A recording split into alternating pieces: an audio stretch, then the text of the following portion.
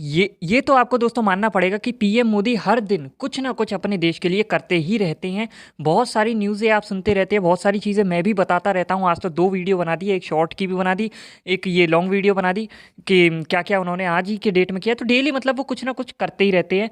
तो यहाँ पर आज उन्होंने क्या किया है कि वाराणसी में स्वरवेद महामंदिर का उद्घाटन किया है। अब ये जानना क्यों ज़रूरी है? तो दुनिया के सबसे बड़े जो ध्यान केंद्र, जो मेडिटेशन होता है, उसके बारे में है ये चीज़। तो इसके बारे में कुछ पॉइंट्स जानते हैं पहले। जो ये महामंदिर है, इनकी दीवारों पर स्वरवेद की रचनाएं उकेरी गई हैं, जो कि देखने में बहुत ही सुंदर लगती हैं। ये जो मंदिर है 7 मंजिला है और हमें ऐसे ही चीज़ें और भी बनाते रहनी चाहिए। हम कहते हैं हमारा जो इतिहास है बहुत महान था, ये था वो था, क्यों था? क्योंकि हमने ऐसी ऐसी आर्किटेक्ट बनाए थे जो आज बनाना पॉसिबल नहीं है।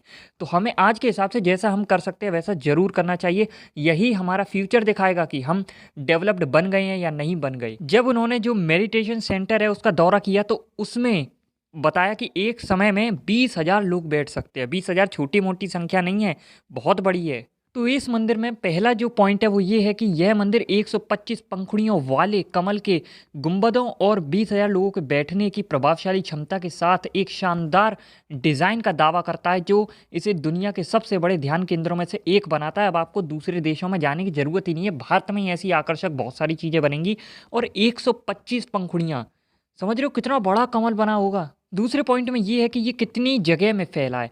तो वाराणसी शहर के केंद्र से लगभग 12 किलोमीटर दूर उमराव क्षेत्र में स्थित है। और स्वरवेद महामंदिर 3 लाख, इकाई दहाई सैकड़ा हज़ार 10,000 लाख, हाँ भैया, 3 लाख वर्ग फुट के विशाल क्षेत्र में फैला है।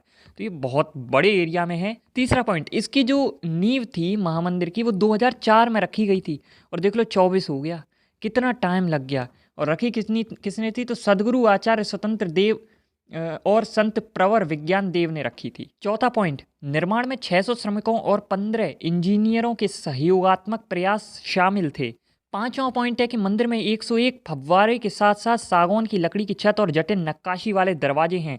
ये दोनों ही चीज़ देखने में बहुत अच्छी लगती है। आपने देखा होगा फॉरेन में भी जब बंदे जाते हैं तो वो फव्वारा दिखाते हैं कि देखो लाइट निकल रही है और ये है वो है, तो ये सब देखने में अच्छा लगता है। और जो छत वगैरह उस पे जो नक्काशी की जाती है वो भी देखने में बहुत ही खूबसूरत लगती है।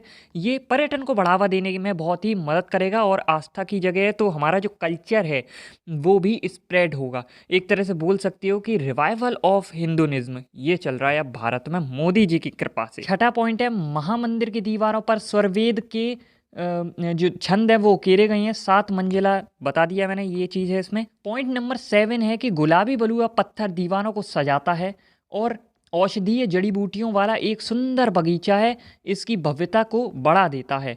तो कई जड़ी बूटियों से भाई सुगंध भी आती है। अब ये अच्छी चीज़ है देखो कि आप जड़ी बूटियों वाला लगा रहे हो, और बाग बगीचे पेड़ वगैरह भी अधिक से अधिक लगाने चाहिए जो कि सुंदर लगते हैं देखने में बाग में। आठवां पॉइंट बहुत महत्वपूर्ण है कि जो स्वरवेद है ये क्यों रखा गया इसका नाम। तो जो ये स्वरवेद थे ये एक शाश्वत योगी और विहंगम योग के संस्थापक सदगुरु श्री सदाफल देव जी महाराज द्वारा लिखित एक आध्यात्मिक ग्रंथ है।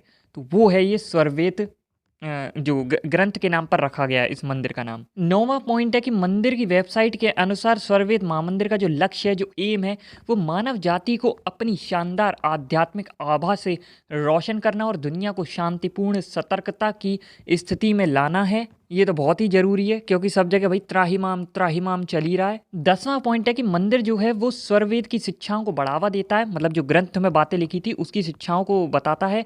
ब्रह्म विद्या पर जोर देता है, ज्ञान का एक समूह जो आध्यात्मिक साधकों को संपूर्ण ज़ेन की स्थिति बनाए रखने के लिए सशक्त बनाता है, जो शांति और खुशी में अटूट स्थिरता की विशेषता है। आपको ये भी पता होगा कि वर्ल्ड में जो योगा है वो कितना अधिक फेमस हो रहा है। योगा डे भी हमने फिक्स कर दिया है कि पूरा वर्ल्ड उसको मनाता है। और अगर मैं परसेंटेज निकालूं ना तो मुझे लगता है कि भारत से ज़्यादा लोग तो बाहर योगा कर रहे हैं। तो इससे हमारी जो सॉफ्ट पावर है ना वो भी बढ़ती है।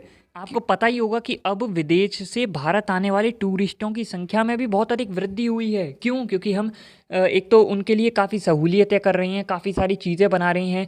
जब ही तो कोई आएगा जब तुम्हारे देश में कोई होगा, कोई चीज़ होगी देखने लायक। अभी तो शुरुआत है। देखो दोस्तों, बहुत कुछ मनाना बाकी है, बहुत कुछ। आपका क्या कहना है दोस्तों इस बारे में? कमेंट करके ज़रूर बताना। फिर मिलेंगे, तब तक के लिए गुड बाय।